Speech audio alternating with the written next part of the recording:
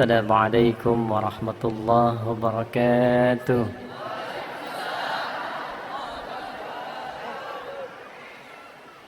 الحمد لله الذي ألف بين قلوبنا فأصبحنا بنعمته إخوانا، والصلاة والسلام على رسول الله الذي باقتداء سنته الشريفة أصبحنا للمتقين إماما، فصلوات الله عليه وسلامه التام وعلى آله وصحبه وذرياته وأمته إلى يوم الميعاد الذي هو أمامه وبعد.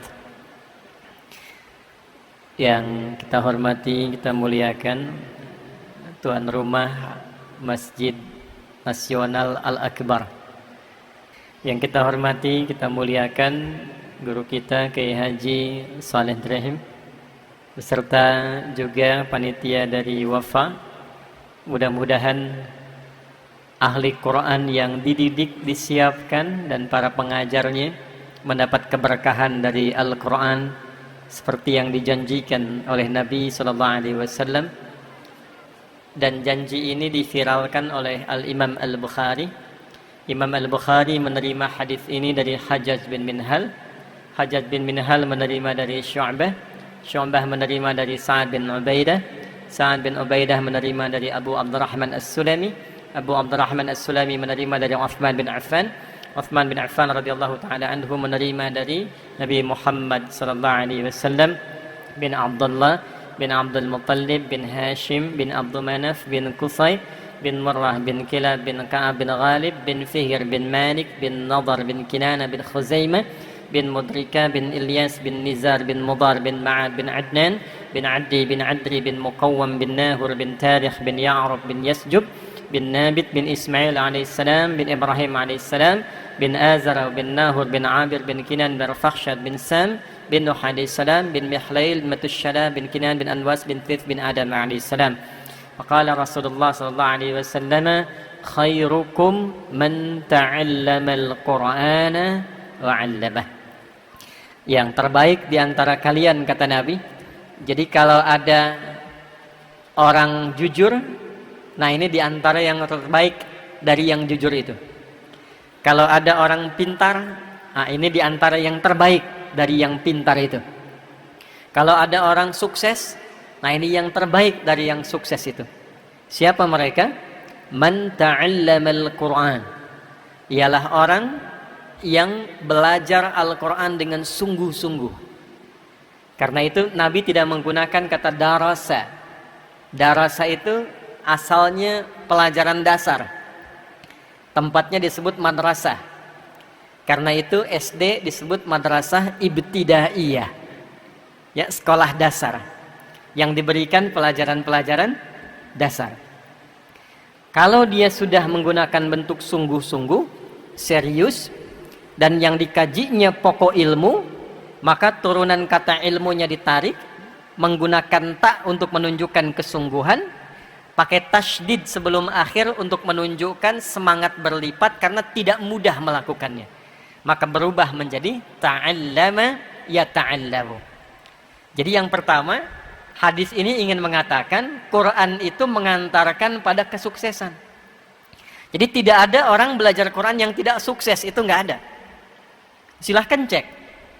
Ya, Uthman bin Affan radhiyallahu taala anhu jadi kaya banget. Ingat ya, kaya itu dibagi 3 ya. Ada kaya, kaya banget. Yang ketiga, kebangetan kayanya tuh. Ada 3 ya. Uthman bin Affan itu jadi kaya banget ketika beliau berikhtiar dengan manajemen bisnisnya. Tapi menjadi kebangetan kayanya ketika belajar tentang pedoman-pedoman bisnis dalam Al-Quran. Itu yang nanti dituangkan oleh Al-Imam Al-Bukhari. Dari 97 topik, ada satu topik tentang bab bisnis, kitabul buyu' namanya.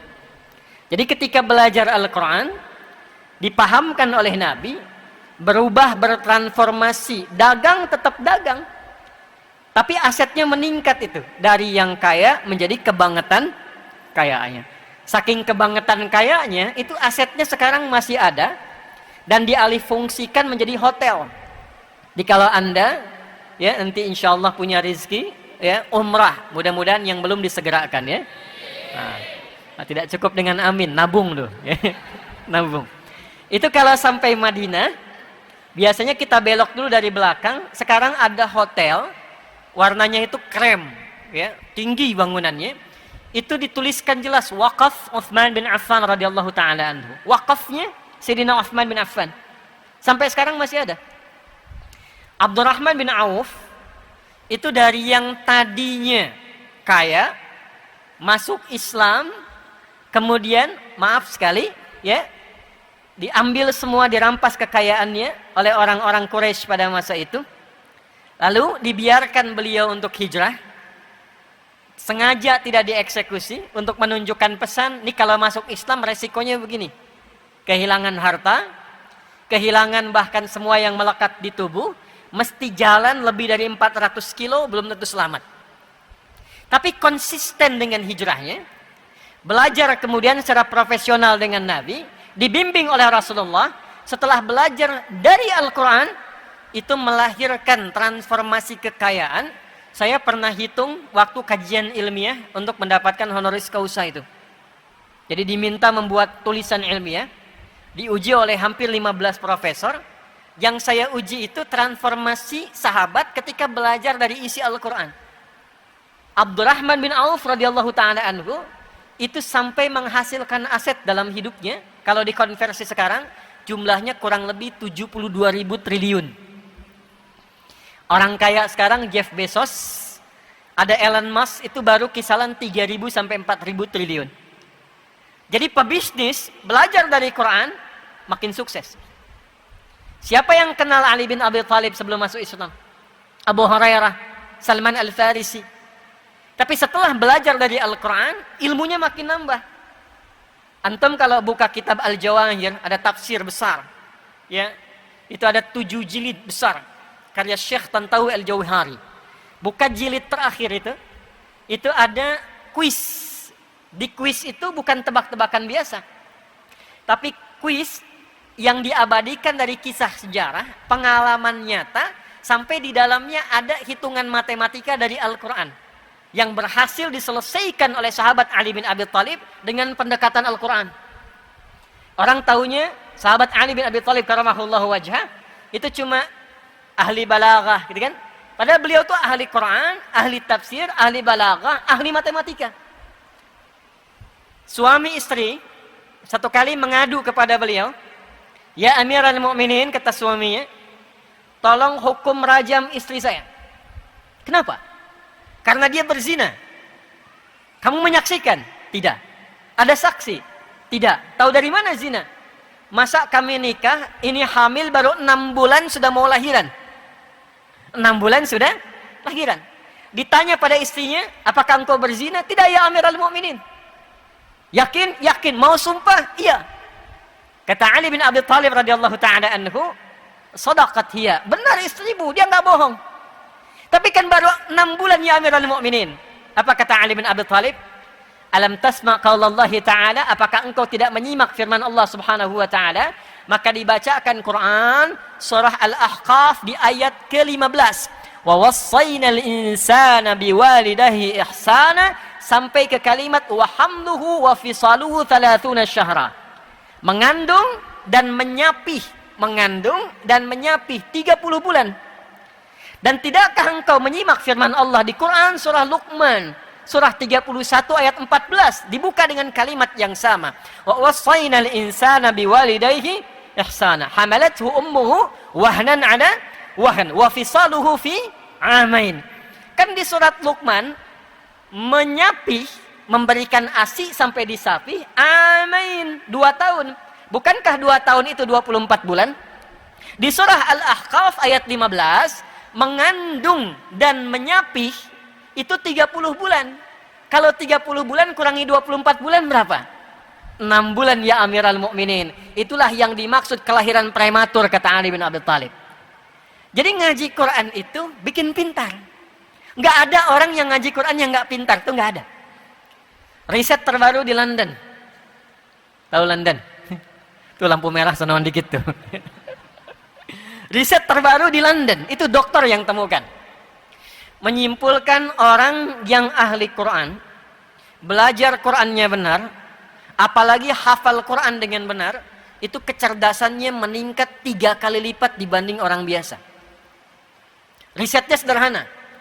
Karena Quran itu ada 52.000 kosakata, orang yang terus-terusan melatih memorinya dengan mengulang-ulang 52.000 kosakata, maka akan memudahkan dirinya untuk memahami apapun yang ia ingin pelajari.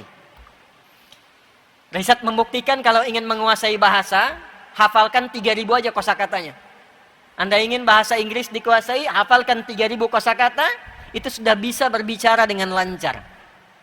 3.000. Ini 52.000. Melompat 3 kali lipat dari orang biasa. Tapi tidak semua yang belajar Quran jadi pintar. Tidak semua. Rumusnya apa? Man ta'allama. Kalimat ta'allama itu taknya menunjukkan kesungguhan, tasydidnya seakar dengan kata syiddah, tidak mudah. Ya, tidak mudah. Maka dengan kata itu butuh motivasi 2 kali lipat, double. Jadi orang yang semangat, yang sungguh-sungguh, yang serius belajar Qur'annya, itu akan merubah pribadinya menjadi orang sukses dan mudah meraih apapun yang dia inginkan. Semua level. Wa'allamah. Kemudian ia praktekkan Qur'annya itu. Jadi ngaji Qur'an itu bukan begini, ya. Walaupun ini tidak salah. Anda baca Al-Fatihah, baca Al-Baqarah, baca Ali Imran sampai An-Nas, bagus. Dapat pahala. Satu hurufnya berapa? Tahu dari mana? At-Tirmidzi nomor hadis 2910. Man qara'a harfan min kitabillahi falahu asyru hasanat. Siapa yang membaca satu huruf dari Al-Quran, baca satu huruf saja. Nun, satu huruf. Itu setara dengan 10 kebaikan. 10 itu bukan begini menghitungnya. 1, 2, 3, itu sedikit. Ya, saya ilustrasikan di hadis Muslim, orang yang masuk masjid dengan niat ibadah. Belum ngapa-ngapain, pengen ibadah. Pengen i'tikaf, pengen ikut pengajian, pengen sholat, pengen baca Al-Quran. Baru masuk. Belum dikerjakan. Sudah mendapatkan 25 kebaikan. Jarak 1 ke 2-nya 500 tahun. 2 ke 3-nya 500 tahun. 3 ke 4-nya 500 tahun.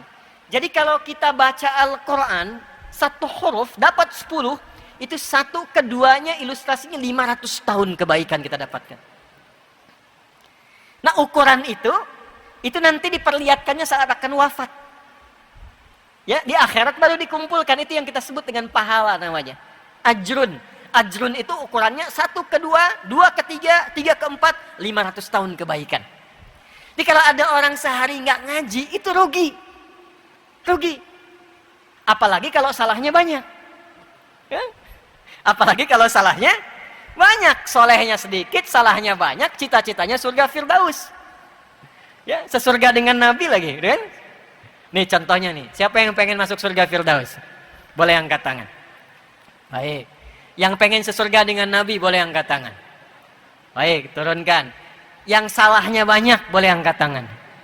Tuh. Nah ini contohnya. Nah maka Nabi memberi rumus, ada amalan cerdas. Amalan cerdas yang saat dikerjakan, amalan sedikit, prinsip ekonomi. Bekal sedikit tapi keuntungan banyak. Itu banyak dalam Islam, diantaranya Al-Quran. Ya, kalau ada orang berbuat salah, dihitungnya berapa? 1 kan? Ya, tapi jangan mudah mengatakan 1 tuh. Dari pagi sampai siang ini sudah berapa dikoleksi kesalahan tuh? Mata salah lihat kan? Telinga salah dengar. Tadi sebelum saya datang pikiran sudah salah tuh. Ustadznya kemana sih? Jam berapa dimulai? Udah kumpul tuh. Tutup dengan 1 nun, lumayan gitu ya. Hilangkan. 1 dapat 10. Nah kalau ngajinya begitu, dapat kita pahala.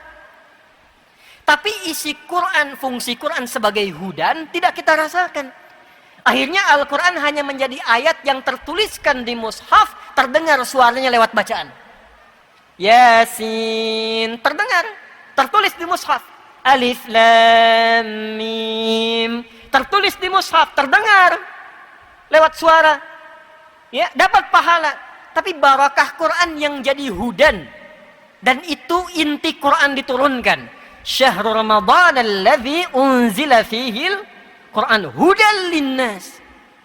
Saya turunkan kata Allah Al-Quran supaya isinya menjadi pedoman berkehidupan. Jadi semua kehidupan kita itu isinya ada dalam Al-Quran. Semua hajat hidup kita. Ya, saya baca cepat ya.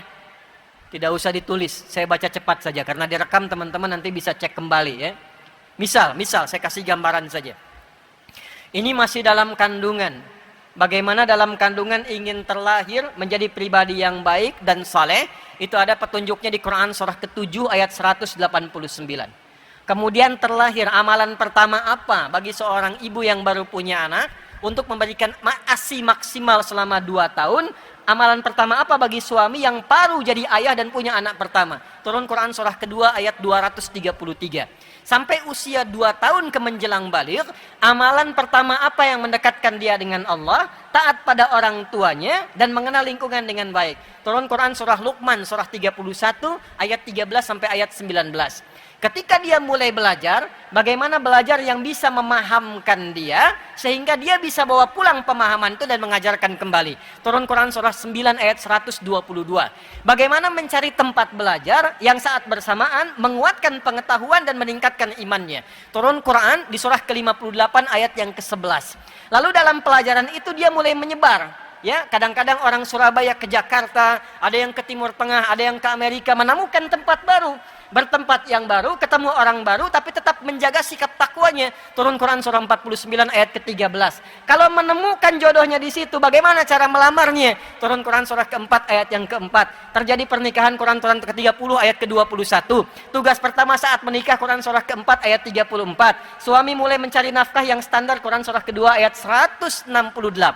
Kalau pengen cepat rizkinya, baru bergerak sedikit datang, Quran surah kedua ayat 172. Kalau dia belum melakukan, sudah dijamin dibuka kemudian rizkinya, berkahnya pintu langit dan bumi. Quran surah ke-7 di ayat ke-96. Batuk. Kemudian dia mulai bekerja, tidak mudah, diminta petakan tantangannya. Kadang-kadang ada yang kecil, menengah, ada yang berat. Turun Quran surah kedua ayat 214. Solusinya di Quran surah ketiga ayat 142.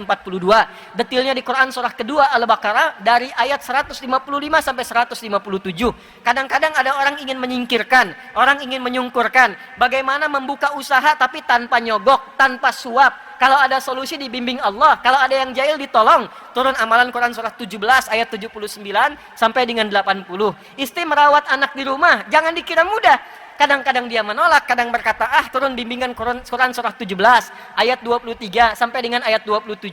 Sampai usia 40 tahun, sukses, bagus, anak ada, orang tua masih ada. Jangan disimpulkan itu hasil kesuksesan Anda. Boleh jadi ibunya yang menangis di keheningan malam, bapaknya yang serabutan bekerja, minta sama Allah supaya anaknya lebih hebat dibandingkan kedua orang tuanya. Ketika Anda mendapatkan kesuksesan itu, sertakan orang tua di dalamnya, sekalipun dalam doa. Maka turun Quran surah ke-46 di ayat ke-15. Anda terus bergerak lagi, harta makin banyak, bagaimana menjaga dan meningkatkannya? Turun skema dengan zakat. Quran surah ke-9 ayat 103 sampai dengan 109. Dikeluarkan di 8 golongan Quran surah 9 di ayat ke-60.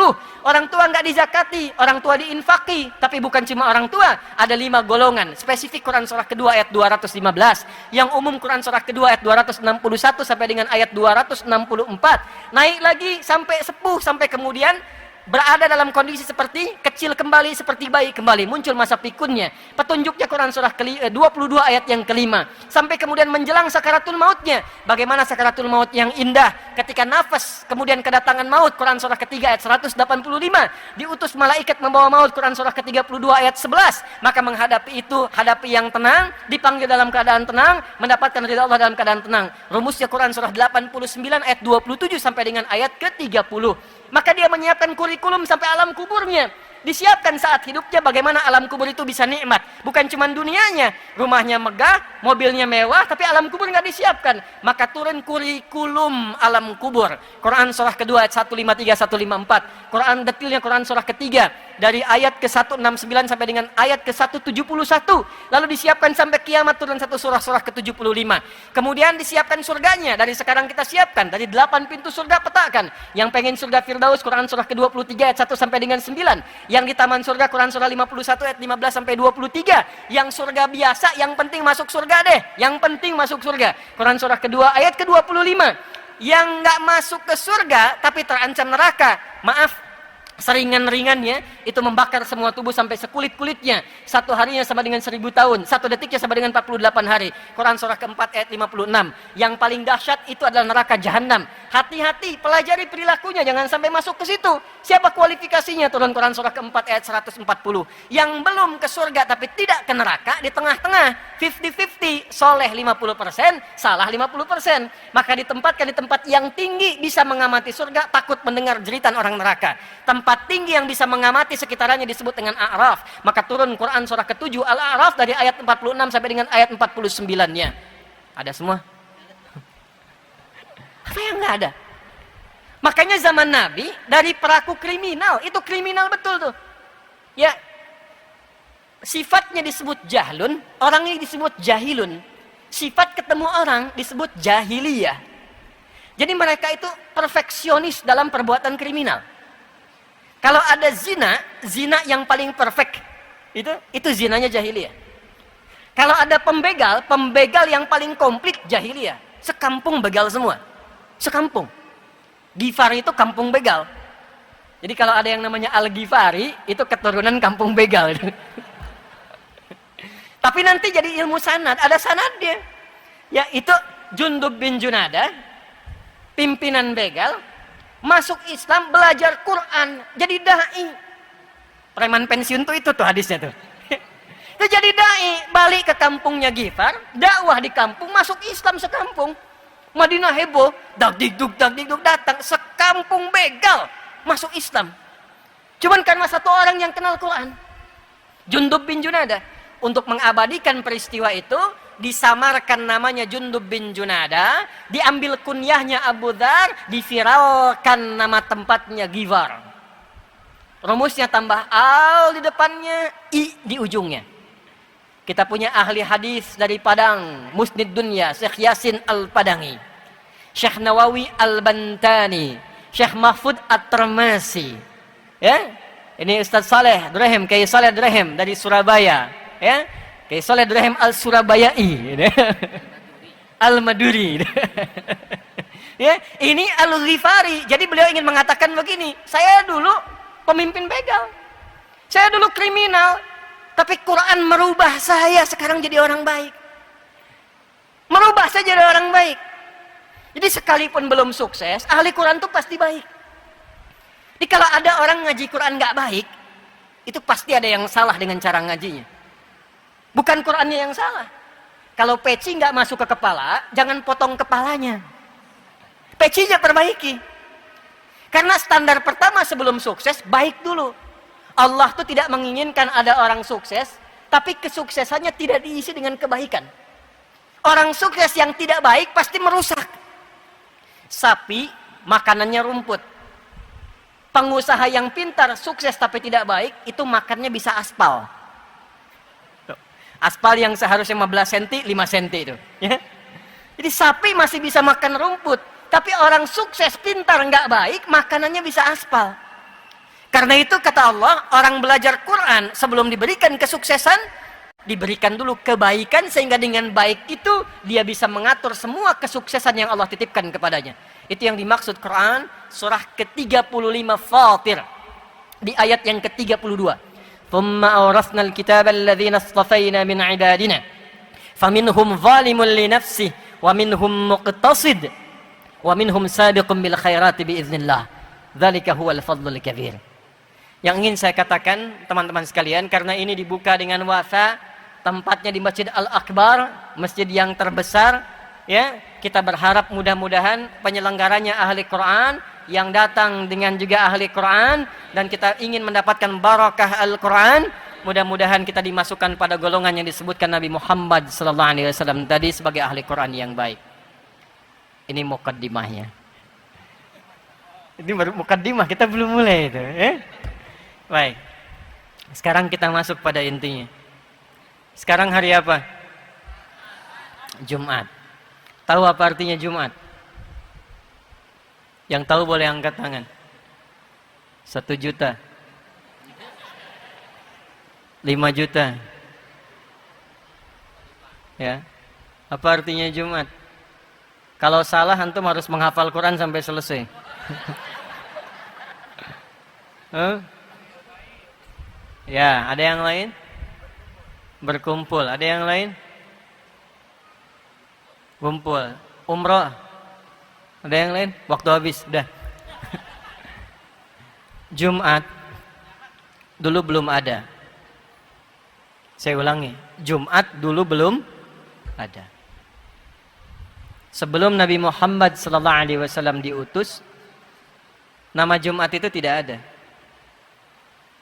Orang-orang yang hidup di era Nabi, sebelum Nabi dilahirkan, saat Nabi dilahirkan, tumbuh berkembang, itu menamai hari-hari yang berlangsung dalam kegiatan mereka dengan nama-nama hitungan hari. Contoh, hari pertama mereka beri nama dengan Yaumul Ahad. Al-Ahad, ada alif lamnya. Beda antara ada alif lam dengan tidak ada alif lam.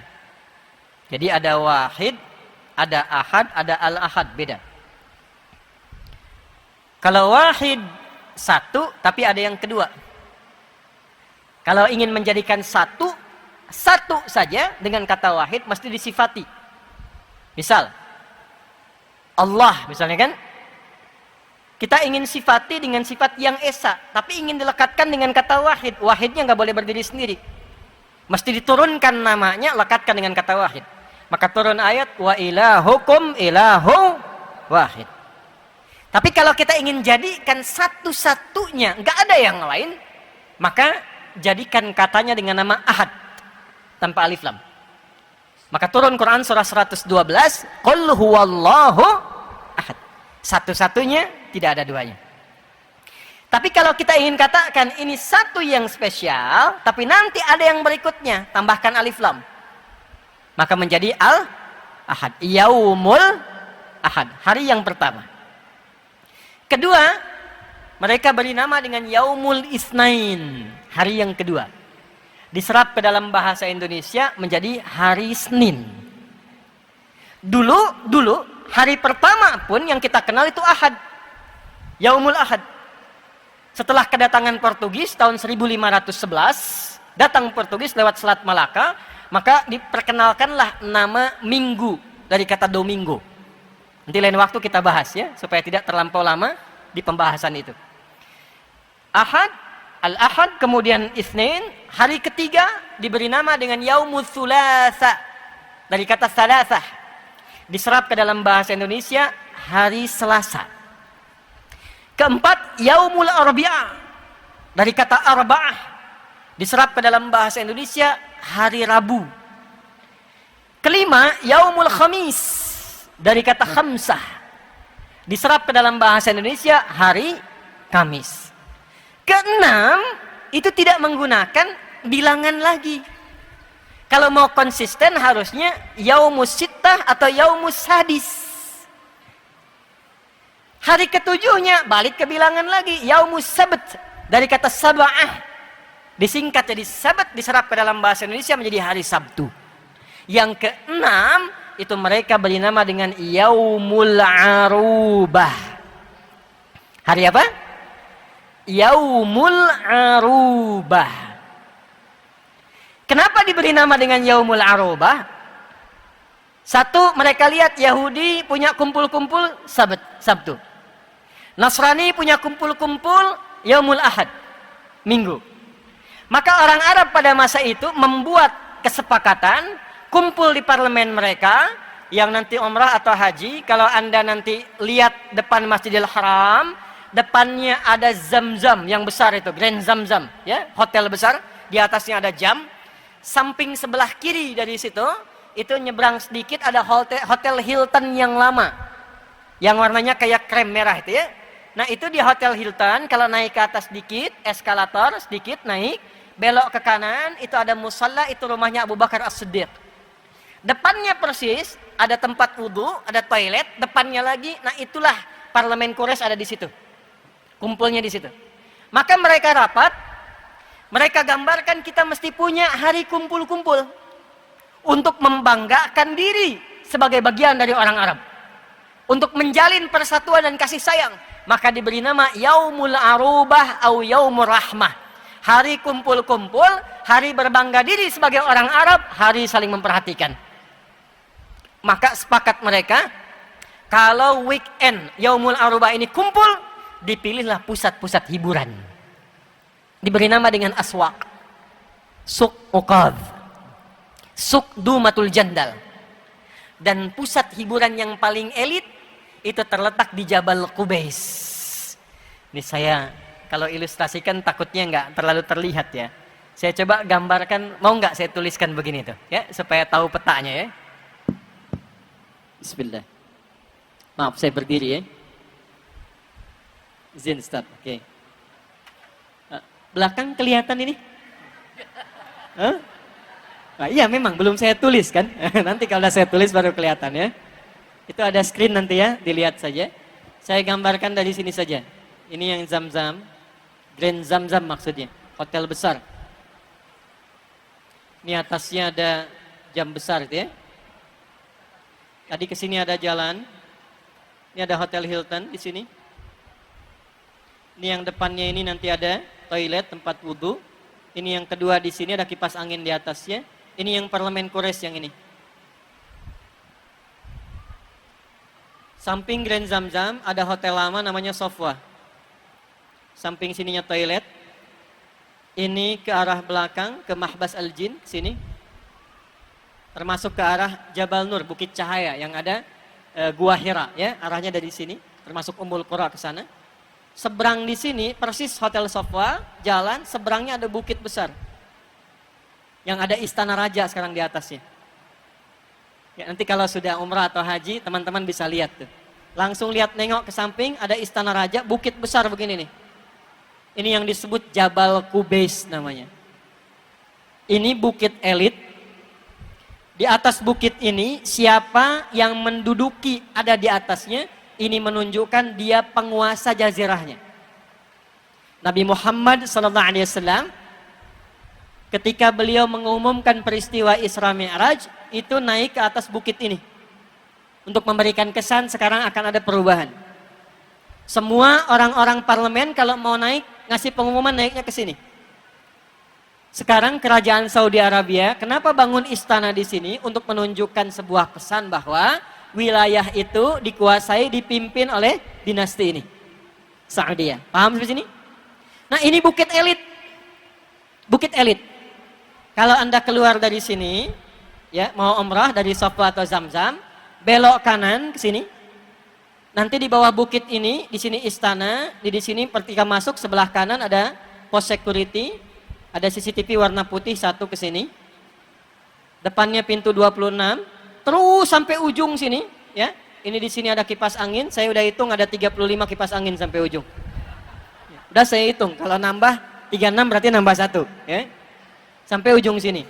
Ini ada gate Nabi. Nabi salat 2 rakaat di sini sebelum Isra Mi'raj. Sampai ke depan Ka'bah, salat di sini di kediaman Sayyidah Maimunah. Di sini kemudian Babus Salam, ya. Di balik pintu Babus Salam ada rumahnya Abbas radhiyallahu ta'ala anhu, punya anak yang paling viral, anak bungsunya Abdullah, dikenal dengan Abdullah bin Abbas radhiyallahu ta'ala anhuma. Tarik garis lurus ke sini, sekitar 200 meter, di sini ada satu rumah warna krem, ya, sekarang disamarkan jadi perpustakaan. Inilah Maulid Nabi, tempat lahirnya Nabi sallallahu alaihi wasallam di sini. Yang ingin saya katakan, tempat kumpul-kumpul akhir pekan yang elit itu paling elit di sini, namanya Jabal Qubais. Jadi kalau kumpulnya di Suq Uqadh, Suq Dumatul Jandal, pusat-pusat hiburan, itu masih kelas biasa. Nanti diseleksi, disaring yang hebat-hebat di setiap distrik itu baru diundang ke sini. Ini persis bukit di atas yang lembah bawahnya ada Ka'bahnya. Ka'bah di sini.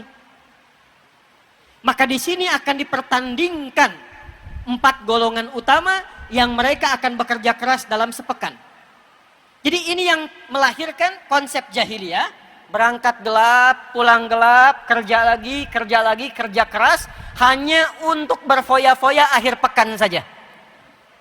Hanya untuk bertanding, memviralkan, mempopulerkan, dan berfoya-foya, berfantasi di akhir pekan. Itu kebiasaan jahiliyah. Ada 4 golongan.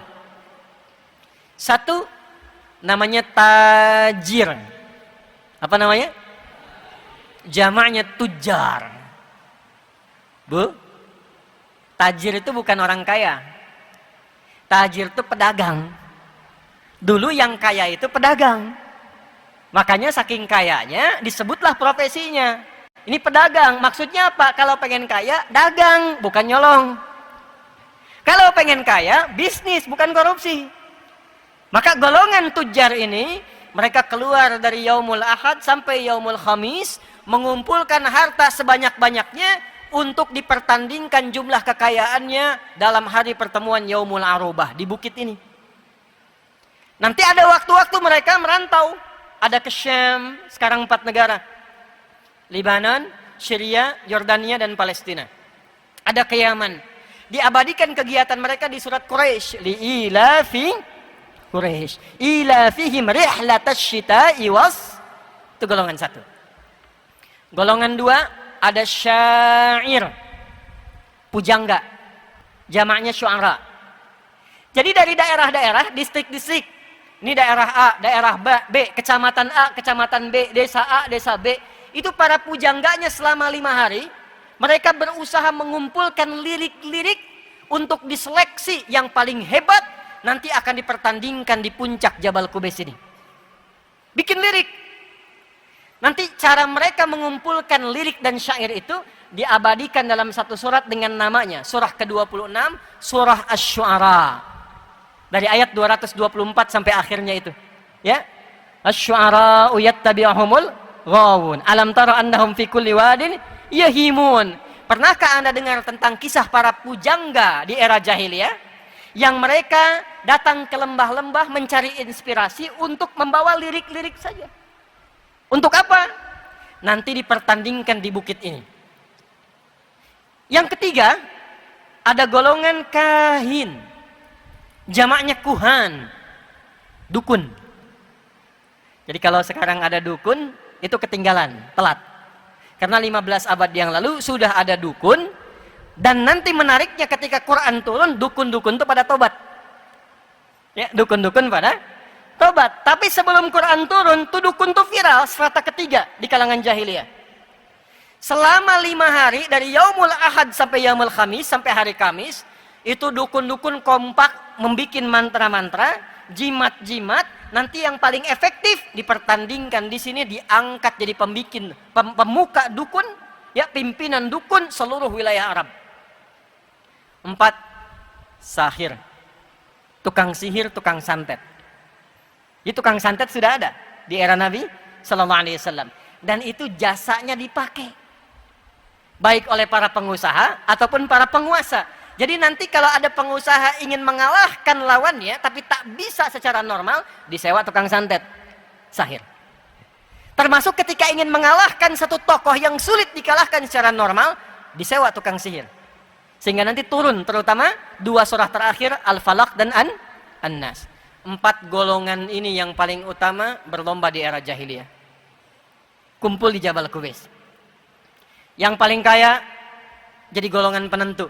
Ini yang punya kebijakan. Pujangga diseleksi nanti ada 7 yang viral. Kalau 7 ini yang menyeleksi namanya An-Nabirah Az-Zibyani.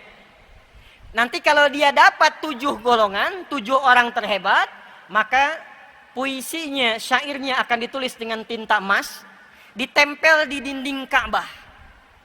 Jadi sejarah kain kiswah itu asalnya syair isinya. Nanti ketika datang Islam baru diganti dengan tulisan Al-Quran. Ada 16 jenis rumusnya, dikenal dengan bahar namanya.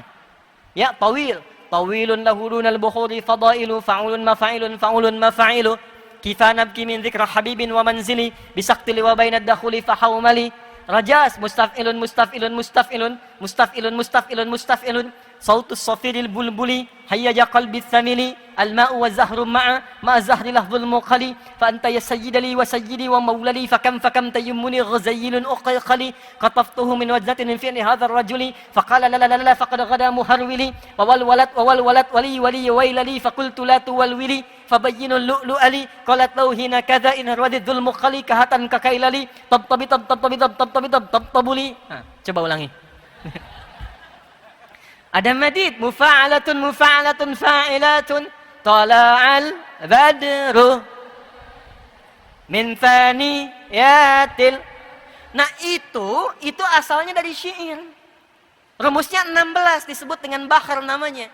Yang paling hebat syairnya, paling bagus qasidahnya, maka akan ditulis dengan tinta emas, ditempel di dinding Ka'bah, lalu disebutkan pemimpinnya Amirus Syu'ara. Dulu Imra'il Qais namanya. Kegiatannya gitu aja tuh. Kegiatannya begitu. Tiap hari kerja, berangkat gelap, pulang gelap. Weekend, foya-foya. Weekend, libur, cari tempat hiburan. Jadi kalau antum tiap hari kerja, akhir pekan cuman liburan, makan, minum, buang-buang uang. Nah itu setengah jahiliyah. Itu setengah jahiliyah. Pamer, kerja, dapat mobil bagus. Ya malam-malam cuman buat bisingin orang, panasin balapan sama taksi, bem. Dipakai enggak? Nah itu jahiliyah. Itu kegiatan dulu sudah ada. Maka apa yang terjadi? Sesaat sebelum hijrah ke Al-Madinah Al-Munawwarah. Hijrah itu artinya bukan cuman pindah. Kalau pindah, itu artinya intikal, cuman pindah. Ana antaqil min Bekasi ila Surabaya. Saya pindah dari Bekasi ke Surabaya. Tapi pindah yang membawa perubahan. Sekalipun tempatnya nggak pindah, tapi aktivitasnya berubah. Saya dekat dengan masjid nih. Rumahnya samping masjid. Bahkan toaknya masjid tuh ke rumah saya begini tuh. Jarak ke masjid dengan berapa langkah, tapi belum mau ke masjid. Tiba kemudian, maaf saya mau tanya dulu, kalau ada tetangga masjid, samping masjid, nggak ke masjid, dia muslim, apa hukumnya? Bakar rumahnya. Ini dia ya. Hati-hati. Hukumnya ajak dia ke masjid. Ada orang Islam tetangga masjid belum mau ke masjid, hukumnya ajak dia ke. Dahulukan fikih dakwah. Mungkin Anda dijadikan oleh tetangganya supaya mengajak dia, bukan mencela dia. Nanti kalau hari kiamat ditanya bagaimana? Engkau saya tempatkan di samping si fulan yang nggak ke masjid supaya engkau ajak, bukan supaya engkau bikin status mencela dia. Di Instagram dinaikin, punya tetangga beriman tapi nggak ke masjid. Bukan itu. Ya. Jadi Ustaz, nih pakai Saleh, saya punya cerita begini. Ada masjid mewah nih. Mirip begini tapi lebih besar ini. Komplek. Kompleknya banyak umat Islamnya. Yang kalau di sensus mungkin 90%. Tapi yang ke masjid 2, 3 kan. Ditanya, "Pak, muslimnya banyak?" Banyak katanya. Berapa persen? Hampir 90%. Kenapa nggak ke masjid? Nggak tahu Pak. Baik gini aja. Libur hari apa? Sabtu Ahad. Baik.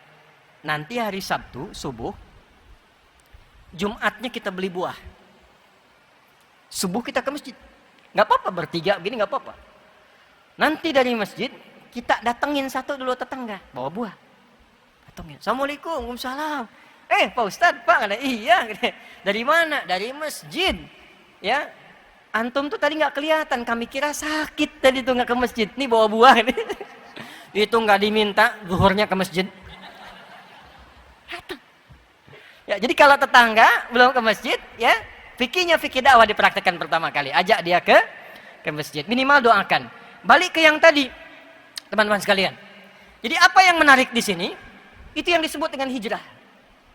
Kalaupun kemudian memaksa kita untuk pindah tempat, karena di tempat bekerja ini susah sholat, ya mau Jumatan pun nggak bisa, Tapi anehnya itu Anda tahu rizki dari Allah. Yang ngasih rizki Allah. Kok bisa cuman gara-gara jaga toko ditinggalkan Jumatan? Padahal yang ngasih rizki itu adalah orang yang kita kemudian datang kita sebagai orang ke masjid menyembah Tuhan kita yaitu Allah. Kan Allah yang punya rizki. Allah yang ngasih rizki. Anda tahu yang punya rizki Allah. Tapi Anda tega meninggalkan Allah hanya sekedar jaga toko. Dan di situ Anda mengharap ya Allah berikan saya rizki. Kan aneh namanya. Lalu Anda berpindah. Saya pengen pindah ke tempat lain yang sholatnya gampang. Saya pengen pindah ke tempat lain yang ngajinya gampang. Perpindahan yang membawa perubahan kita untuk dekat dengan Allah disebut hijrah namanya. Apa namanya?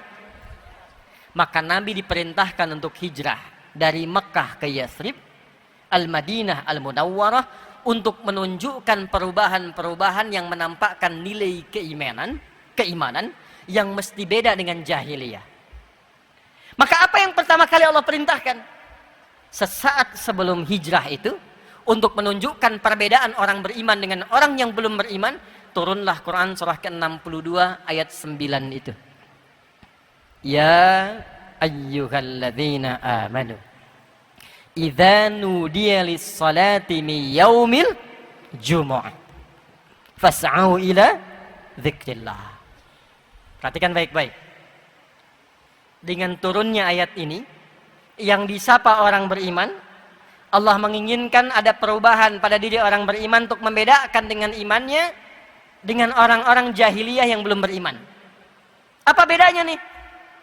Saya, Anda, kita sudah beriman. Apa bedanya dengan yang belum beriman? Mesti ada perbedaan. Maka Allah firmankan, Ya ayyuhalladzina amanu, hai semua yang telah menyatakan punya iman. Ya disebutkan 361 kali dalam Al-Quran. Harfun nida, huruf untuk memanggil. Dalam bahasa Arab di ilmu Nahu ada 14 jenis huruf untuk memanggil. Ada a, ada aya, ada ya, ada wa, dan seterusnya. Tapi dalam Al-Quran cuma satu yang digunakan. Ya 361 kali disebutkan. Linida'il qarib, nida'il mutawassit, nida'il ba'id. Memanggil yang dekat, memanggil yang menengah, memanggil yang jauh. Ayyuha disebutkan 150 kali dalam Al-Quran. Ayyunya munada untuk menguatkan hukum, haknya tanbih untuk mengingatkan pentingnya informasi yang disampaikan. Alladzina disebutkan 1080 kali dalam Al-Quran. Ismun mausulun yadullu alal jam'il jam'iyah. Konjungsi kata sambung menunjuk objek pada semua tanpa kecuali. Perhatikan kalimatnya. Hei semua orang yang telah menyatakan beriman tanpa kecuali. Besar, kecil, tua, muda. Betapapun kau merasa dekat dengan Allah, kuat imanmu?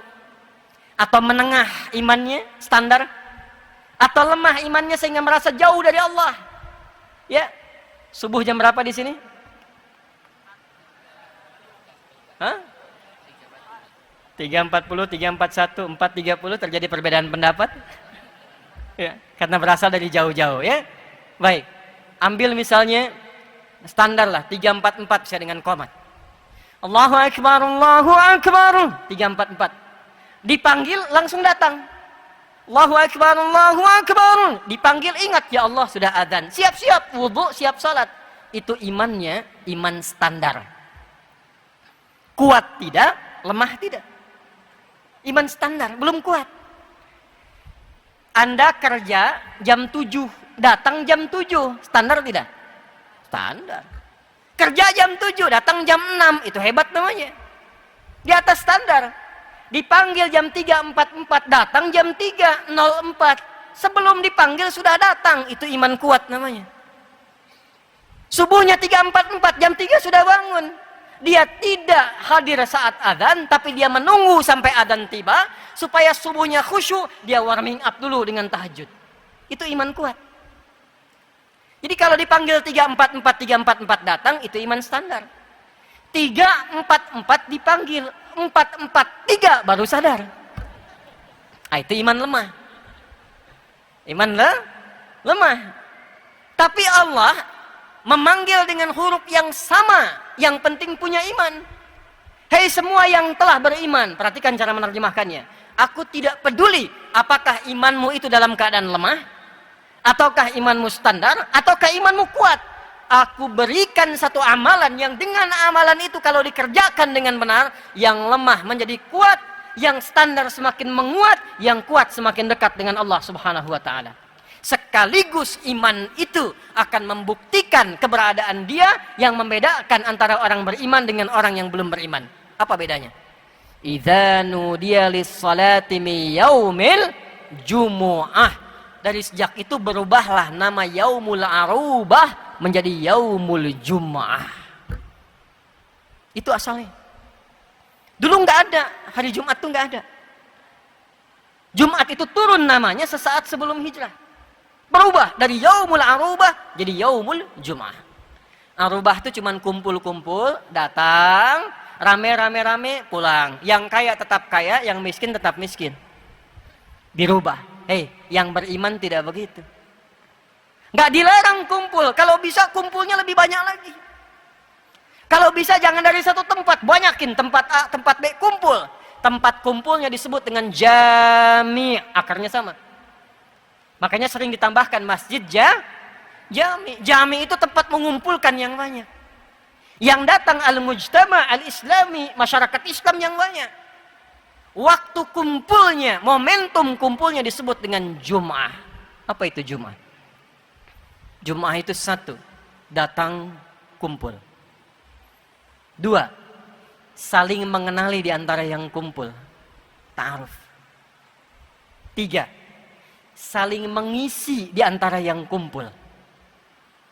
Datang, saling kenal, saling isi.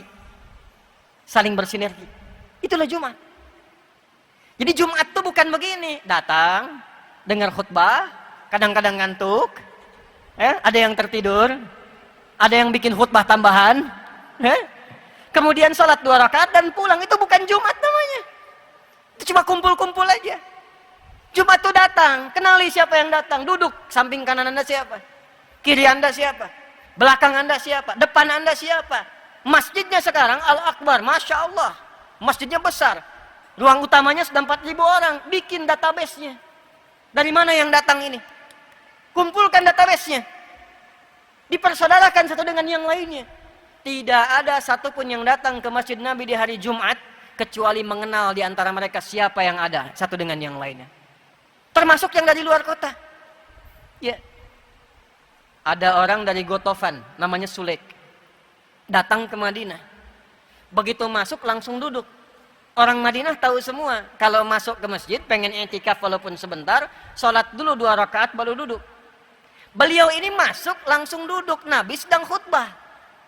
Maka Nabi dengan indahnya ini adabnya. Tidak menunjuk, hei, sholat dulu, sholat. Tidak. Tapi membuat kalimat yang umum supaya tidak tersinggung orangnya. Maka dibuat kalimat umum, kata Nabi, kama qala Rasulullah sallallahu alaihi wasallam, "Idza dakhala ahadukumul masjida, fala yajlisa hatta yusalli rak'atain."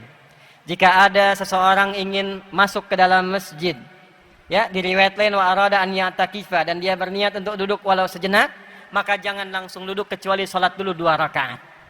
Maka kelak diviralkanlah salat itu dengan nama salat tahiyatul masjid. Tapi spirit tahiyatul masjid ternyata bukan sekedar salat, tapi Nabi ingin menunjukkan kepada jamaah yang ada, hei sahabat-sahabatku yang dari lingkup lokal di sini, ini ada kawan kita yang baru datang. Dia belum tahu tahiyatul masjid. Coba lihat siapa, kenali dia, bawa hajat apa. Makanya nggak ada yang datang ke Masjid Nabi khususnya hari Jumat kecuali semua hajatnya selesai. Yang lapar datang, pulang kenyang. Dulu era-era Nabi, awal-awal Jumatan itu sampai motong kambing. Tanya ke Soleh tuh. Ya, peserta Jumatan pertama 12 orang, imamnya Mus'ab bin Umair. Di Bani Salim itu 12 orang pesertanya, awal peserta.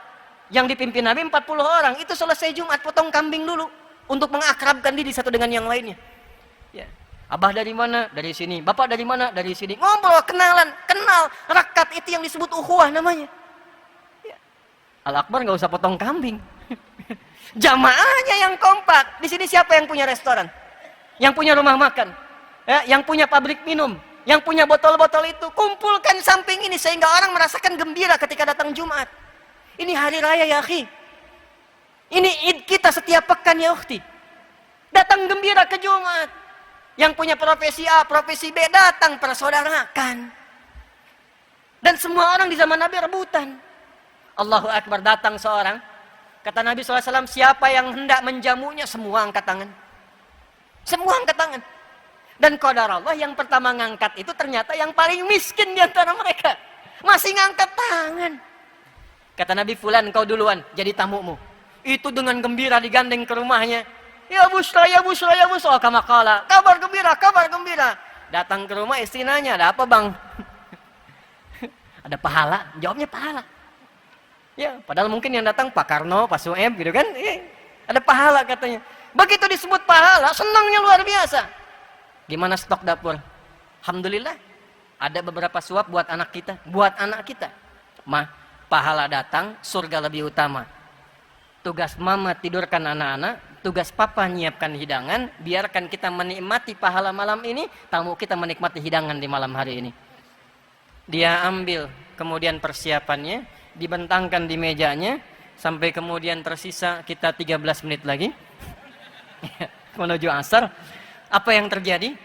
Maka cahayanya kemudian digelapkan, ya, dengan basa-basi yang sangat indah, mujamalah dalam bahasa Arab, kan?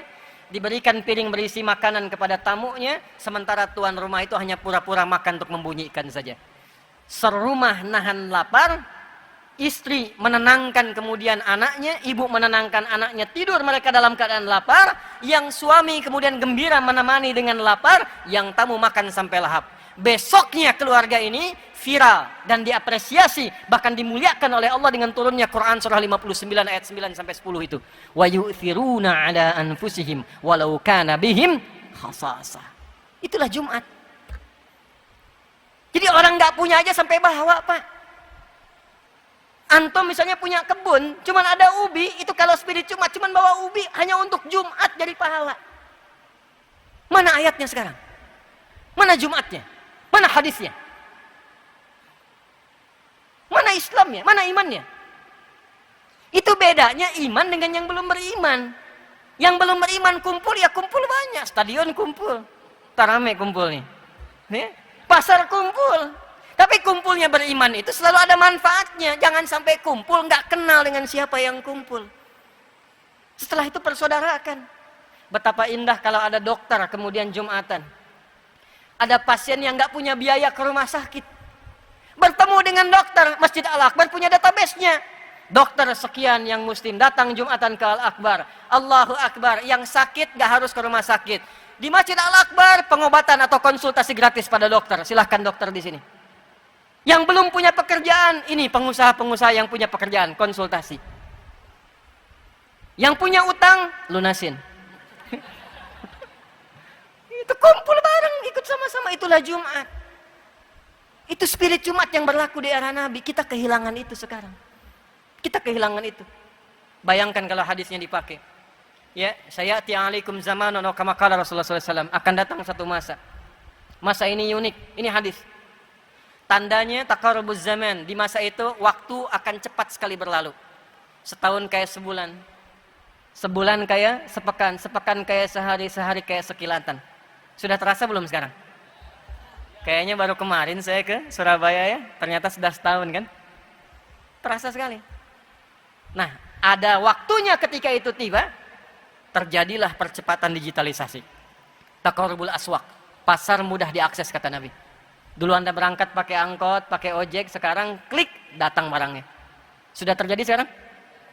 Dan pada masa itu yantashirul kadzib dan tashirul fitan. Hoaxnya banyak.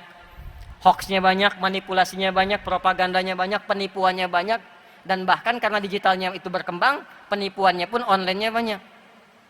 Judi yang biasa offline, online. Pinjaman yang online, yang offline tadinya jadi online. Disingkat jadi pinjol. Pinjaman bikin benjol. Nah, ketika terjadi itu, apa solusinya? Ternyata Islam datang bawa solusi. Kenapa nggak dimanfaatkan teknologinya? Bikin aplikasi.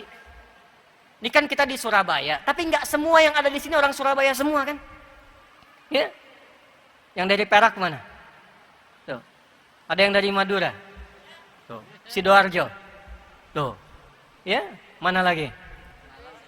Malang, Masya Allah. Yang paling jauh dari mana? Aceh. Ada yang lebih jauh dari Aceh? Cianjur. Ada lagi? Hah? Flores. Masya Allah. Ya, Manado tuh. Kenapa nggak dibuatkan database? Misal sekitaran Surabaya dulu bikinkan, atau Jawa Timur pada umumnya. Bikin database. Masa dari yang banyak ini nggak ada yang bisa bikin aplikasi?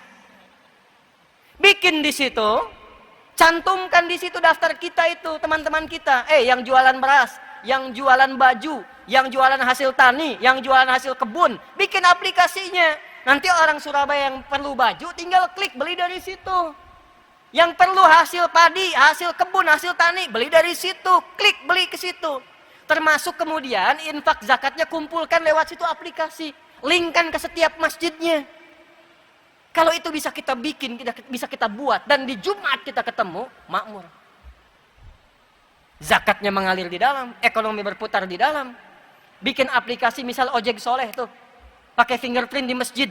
Setiap tukang ojek kalau pengen ngojek ke masjid, absennya. Subuh fingerprint, yang bukan tukang ojek, pepeo, silahkan coba lagi. Tukang ojek fix, silahkan masuk. Sebulan DKM menyiapkan sembakonya, jadi dia nggak mikirin sembako. Hasil dia dapatkan dibawa, 30 simpan di masjid, 70 dia bawa. Kalau sukses kembangkan jadi muzaki, kalau nggak sukses subsidi lagi dari yang 30. Dari mana modalnya? Dari zakat infak teman-teman yang masuk ke kotak infak, putar lagi di situ. Kalau perlu wali kota Surabaya bikin putusan. Daripada membiayai yang besar-besar, yang opang-opang ojek panggalan, bikinkan aplikasi lokal, bikin gerakan lokalisasi. ASN wajib naik ojek dari situ, belinya ke situ, yang di dalam dibeli, ekonomi berputar di dalam, zakatnya diputar di dalam, baru kelebihannya setorkan ke pusat. Jadi, itulah Jumat. Mana makna Jumat itu sekarang? Mana? Tapi yang paling menarik, hafal ayatnya, hafal hadisnya. Dan habis Jumatannya datang dengarkan khutbah, kadang ngantuk, kadang tiduran. Yang didengar ujungnya aja. Ambil yang baik, tinggalkan yang buruk. Pulang, sendal yang bagus-bagus hilang semua. Setelah itu langsung, aduh lah kita mau weekend, mau liburan sambil Jumatannya nyambi. Padahal Jumatnya harus bahagia, masjid itu membahagiakan, menyenangkan. Di masjid saya tuh kalau Id khususnya, itu anak-anak difasilitasi, yang perosotan, yang mainan, yang apa, yang pakai gula, yang manisan. Sampai mereka bertanya lagi, kapan Idul Fitri lagi Ustaz?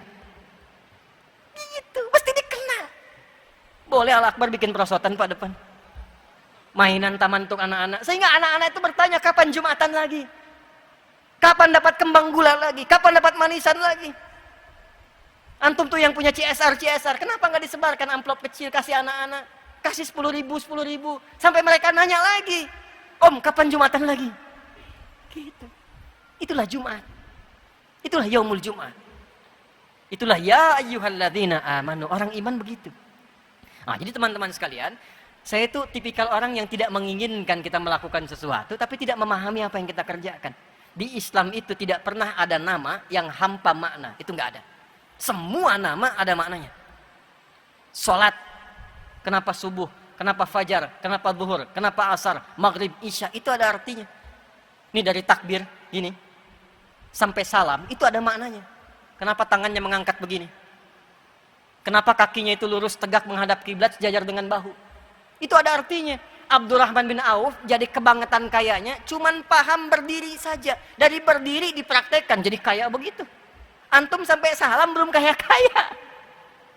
Ya. Ali itu mempraktekkan bagian sujud, jadi pinternya luar biasa. Kita sujud dah banyak, dah lama, nggak selevel itu, apa yang salah? Boleh jadi kata Al-Quran, ini kata Al-Quran. Boleh jadi ada di antara orang sholat, belum memahami apa yang dikerjakan dan dibacakan dalam sholatnya. Itu poinnya.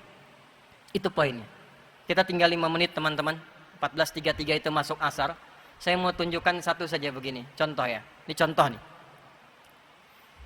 Ini saat takbir, ya, tangan kan diangkat gini ya.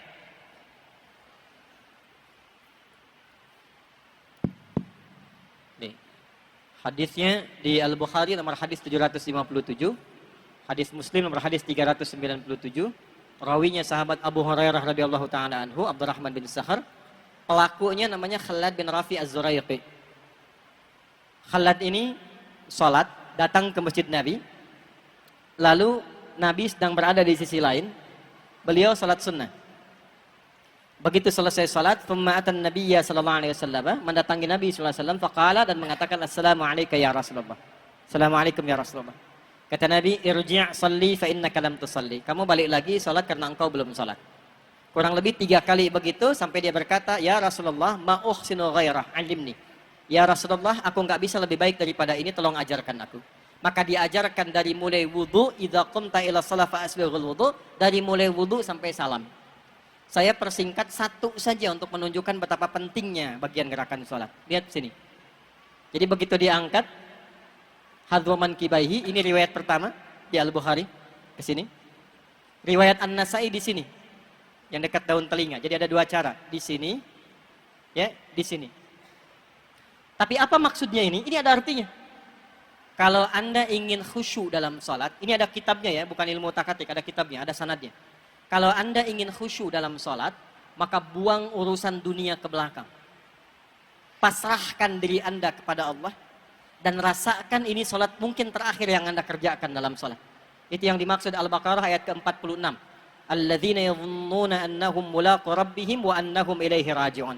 Nabi berbalik mengatakan, sallu salatan muwadda'. Sholatlah kalian seperti halnya kalian menjadikan sholat ini yang terakhir. Tapi buang urusan dunia ke belakang. Masalahnya ada orang ketika takbir pengen khusyuk, dunia masih di bawah. Itu yang menjadikan gak khusyuk. Allahu Akbar, di lisannya Allahu Akbar, tapi perilakunya handphone Hu Akbar, jemuran Hu Akbar, status Hu Akbar. Allahu Akbar, tang ting tung ting tang ting tung. Halo, sebentar ya, saya lagi sholat, dibatalin dulu tuh. Dan ini yang menjadikan kita bisa menepi setan. Karena kenapa? Nanti silakan cek saat asar ya, karena saya mau akhiri. Sebelum sholat, itu semua orang bisa fokus untuk sholat. Hadis riwayat Abu Daud, tapi ketika mulai takbir, Allahu Akbar, setan mulai berkata. Setan ada 9 jenis setan. Nanti kalau saya ke Surabaya lagi, insya Allah kita bikin judul Fikih Setan. Belum pernah belajar kan? Ada 9 jenis setan. Setan penggoda orang sholat, namanya khanzab. Kalau dia ada di masjid, yang pertama digoda, DKM masjid. Betul, hati-hati. Nanti lain waktu kita bahas. Sebab kalau DKM-nya itu berselisih, jamaah malas ke masjid. Ya, malas ke masjid. Dia datang menggoda, setelah kemudian tangan diangkat, fayaqulu syaitanu, maka setan berkata, ingat ini, ingat itu, ya, sampai nanti ada orang yang sholat tidak sadar berapa rakaat sedang menunaikan sholatnya. Nggak percaya, 1 menit lagi nanti adzan, ketika Anda sholat, begitu mulai takbir, setan akan berkata, sampai pelajaran saya pun akan dia sebutkan. Ingat kata Ustadz Adi dia, ketika Anda takbir, akan ada yang menggoda, itu setan itu. Ya. Nah, saya simpulkan dengan kita berdoa teman-teman sekalian. Saya berharap yang kumpul ini mendapatkan syafaat dari Al-Quran, keberkahan dari Al-Quran. Tolong keluar dari sini jadilah bersaudara. Jangan terpecah belah, jangan saling merendahkan, saling menghormati. Warga Surabaya tolong bangun Surabaya dengan baik. Warga Jatim bangun Jatim. Warga Indonesia kita bangun Indonesia dengan kedamaian dan kebaikan. Allahumma taqabbal minna innaka antas sami'ul 'alim wa tub 'alaina innaka antat tawwabur rahim. Allahumma nahmaduka kama 'allamtana an nahmadak wa nashkuruka syukran kama 'allamtana an nashkurak. Antal muqaddim wa antal muakhir biyadikal khair innaka 'ala kulli syai'in qadir. Allahumma ij'alna min ahli al-Qur'an waj'alil Qur'ana sahiban lana fid dunya wa syafi'an lana fil akhirati ya arhamar rahimin. اللهم اجعلنا من حبيب سيدنا محمد صلى الله عليه وسلم الحقنا معهم الذين أنعمت عليهم من النبيين والصديقين والشهداء والصالحين وحسن أولئك رفيقا. اللهم بارك هذا المسجد مسجد الأكبر يا أرحم الراحمين وبارك مؤسسيه يا رب العالمين ومعتمريه يا أرحم الراحمين. ربنا آتنا في الدنيا حسنة وفي الآخرة حسنة وقنا عذاب النار. وصلى الله على سيدنا محمد وعلى آله وصحبه أجمعين. وآخر دعوانا سبحانك اللهم وبحمدك نشهد أن لا إله إلا أنت نستغفرك ونتوب إليك. وآخر دعوانا أن الحمد لله رب العالمين. السلام عليكم ورحمة الله وبركاته.